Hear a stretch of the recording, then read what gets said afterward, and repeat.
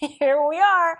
Okay, so a lot of recipes that I run into, which actually almost everything that I ever do, I find on the web, Pinterest, Google, in a cookbook, and I change it. I almost never use the recipe as is because of dietary choices or the sugars or the flours that are being used or whatever.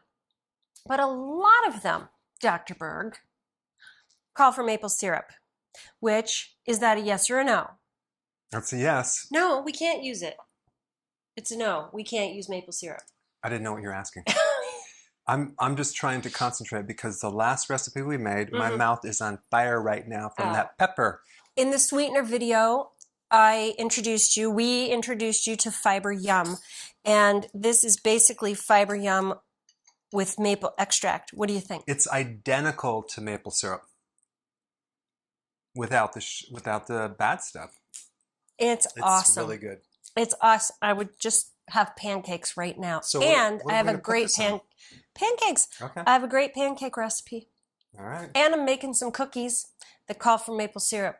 So sounds good. we're going to drink it. Well, is it complex? Is it really hard to make? It's so easy to make. Well, let's show them how to make it. Let's show you. Okay.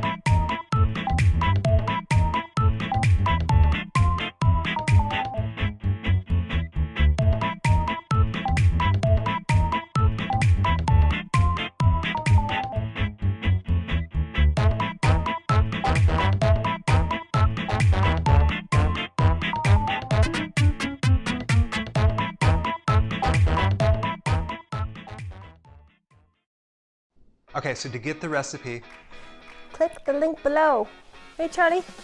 Click the link below. Below. check it out.